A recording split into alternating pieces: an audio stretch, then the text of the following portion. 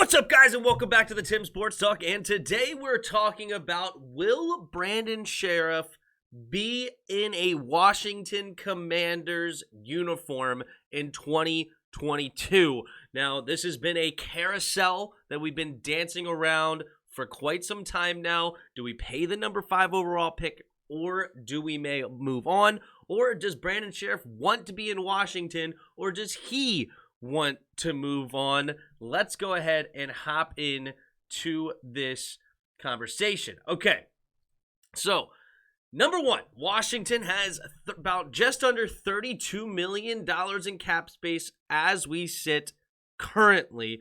Now, there's obviously going to be things that you can restructure, move around if you need more cap space moving forward, depending on what you do at the quarterback position, or so on and so on, right? So now, last year, if we look here at last year, Brandon Sheriff was the highest paid guard in the league. And this year, you'll see he's at the highest paid right guard at $18 million per year. It was the franchise tag. Then last year, the highest paid right guard after that was $14 million. But if you look over here at the left guard, I don't know why they separate these. I think they should make about the same money. Is $16 million a year is the highest paid guard in the league right now, with Joel Bitonio and Joe Thuney for the Chiefs. All right. First off, a second franchise tag is out of the question, all right? How the second franchise tag works is that you have to pay 120% of the previous contract. That would make him paid $21.6 million. Okay, so Washington does not have the option of franchise tag now in this offseason. So if Brandon Sheriff has decided he does not want to stay in Washington, he has the power now to go ahead and hit the open market and see where he could end up. I don't know where he would want to end up at all. There's some interesting spots he can go to. Maybe he just wants a big payday. I'd be a little bit surprised by that just because of his personality. He's kind of like more of a minimalist guy. He just kind of likes to go hunting. He doesn't like to do a whole bunch. He's not a big flashy guy. He's kind of just a hard-nosed worker kind of dude. But at the same time, everybody loves some money. So I wouldn't be necessarily shocked either. Now, should Washington want to bring back Brandon Sheriff? Well, if we look here at his games per year, the guy always misses some games due to injury. He missed 6 games this year in a 17-game season. He missed 3 last year, 5 the year before that, and then almost half the year, or actually, no, he missed half the year in 2018. Hasn't been since 2016 has he played an entire season. Now, he is a warrior. He will fight through some injuries. He's not somebody that just will get a little nicked up and not come back in. He usually comes back before the end of the year, but nonetheless, he has definitely missed some time.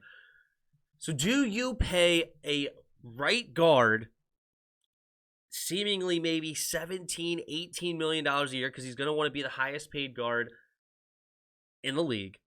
Do you pay him that? And me personally, I say no. Even though I know Brandon Sheriff is a tremendous right guard. He was an all-pro last year. He's another Pro Bowl again this year. I don't know how many Pro Bowls he's had, several. And I know he is a really, really talented right guard. But the thing is that, and another thing, we didn't win a game without him last year. Out of the 11 games he played, we won 7. We went 7-10 for the year. So we didn't win a single game without him. Now, there's an argument of, is that more coincidence or not? You be the judge. But nonetheless, we didn't win a game without him. Now, I personally say no. Do not pay Brandon Sheriff a top dollar contract. And here's why. 2 reasons. Number one, I don't believe in paying guards a whole ton of money. All right.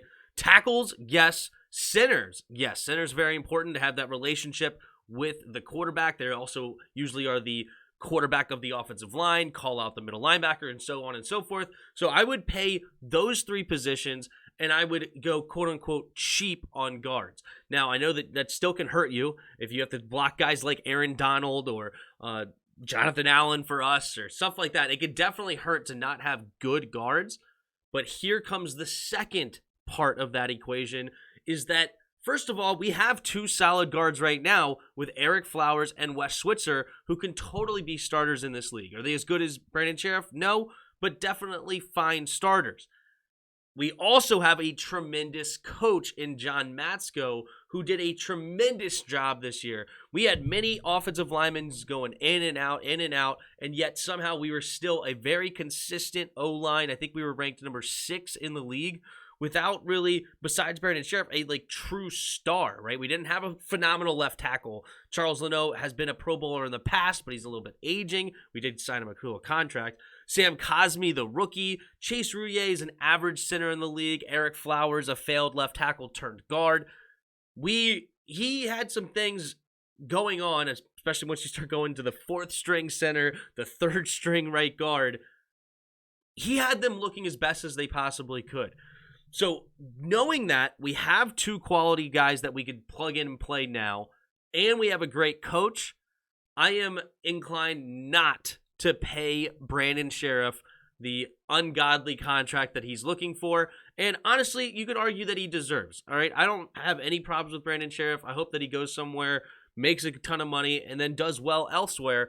But I don't think it makes sense for our team with the cap situation we're in right now, where we can make some other adjustments at other positions, linebacker, another receiver potentially, or safety, maybe even add some corners. There's other positions that we could pay instead of a right guard, and that's how I feel about it. But you guys let me know what you guys think in the comments below. Hit the like button, hit the subscribe button. Also in the description below, there's a Discord link. Hop on our Discord and come talk some football. And last but not least, there are donation links in the description below. If you feel so kind, you can donate to the channel. Thank you again for watching until the end, and until next time. See